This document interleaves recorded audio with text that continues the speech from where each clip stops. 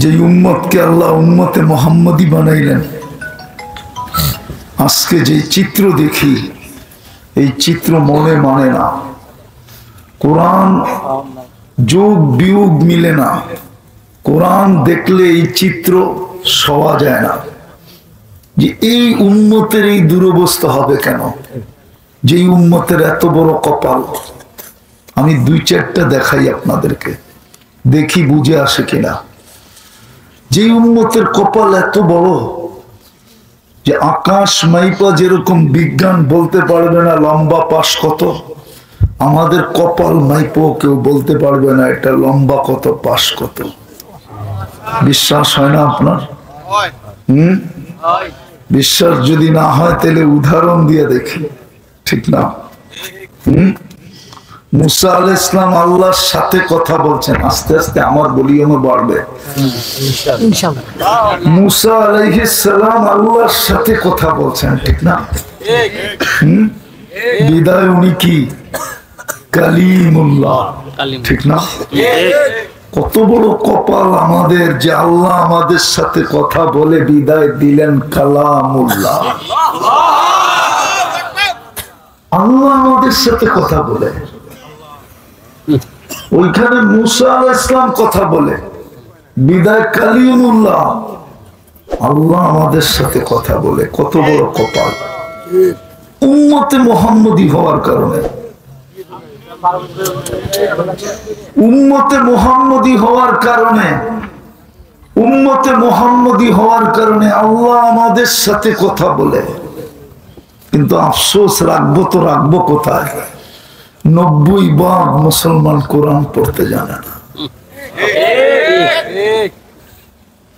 এই জন্যই তো বললাম যে উম্মতের কপাল এত বড়, কিন্তু চিত্র দেখলে তো বুক মন মানে না যে 90% মুসলমান কোরআন পড়তে জানে না। অথচ আল্লাহ কথা বলার জন্য দিলেন। আল্লাহ মনে হয় বলতেছিল, আসেও এক জায়গায় ইঙ্গিত। মুসা আলাইহিস সালাম জিজ্ঞাসা করেছিল তুকাল্লিমু মাই হাল তুকাল্লিমু আহাদান গায়রি, আমি আমার সাথে, আমি তো কথা বলি, আমার সাথে বলেন আর কারোর সাথে বলবেন? তো বলছিলেন আসতেছে এক উম্মত, খালি কথা বলবো, পুরা কথা উঠায়া দিয়া দিব, কালাম দিয়া দিব, কালাম। কিন্তু 90% মুসলমান কোরআন পড়তে জানে না। এই দুঃখ কাকে বলবো? এই জন্যই তো কাঁদতেছি। কথা শুরুটা এই জন্যই ছিল যে উম্মতের এত বড় কপাল, ওই উম্মতের চিত্র দেখলে তো মন মানে না, ছবি দেখলে মন মানে না।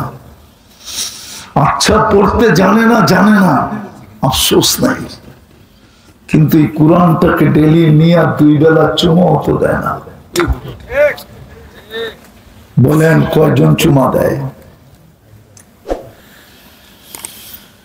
কিন্তু এই উম্মতের কপাল তো এত বড় করছিলেন বন্ধুর খাতিরে যে হায়, আল্লাহ জানতেন যে 90% পড়তে জানবে না, কিন্তু আল্লাহ মনে হয় মানতে পারতেছিলেন না যে আমার বন্ধুর উম্মত কোরআনের খতমের সওয়াব ছাড়া আমার কাছে আসবে তো আসবে কি করে।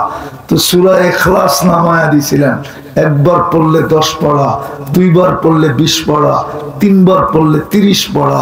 কিন্তু এই মজমায় তো কেউ নাই যে ডেলি এই নিয়তে, বুখারীর প্রথম হাদিস ইন্নামাল আমালু বিন্নিয়াত, এই নিয়তে 3 বার সূরা ইখলাস ডেলি পড়ে যে আমার আমলনামায় 1 খতম কোরআনের সওয়াব লেখা হোক।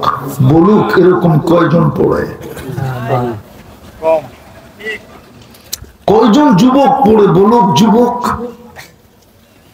সারা দিনে 3 বার পড়লে সবচেয়ে সহজ, সবচেয়ে ছোট মনে উঠলো। এই জন্যই তো বলতেছি, যেদিন এই সূরা নাযিল হয়েছে, এক গ্রাম্য সাহাবী একা মিছিল করতেছিল, একা মদিনার গলিতে দৌড়াইতেছিল আর বলতেছিল, মদিনার গলিতে দৌড়াইতেছিল আর বলতেছিল, জয় আমাদের রবের জয়, নেয়ামার রব রব্বুনা, নেয়ামার রব রব্বুনা। সবাই জিজ্ঞাসা করতেছে, আরে একা মিছিল করিস কেন? আর তুই বলতেছিস জয় রবের জয়।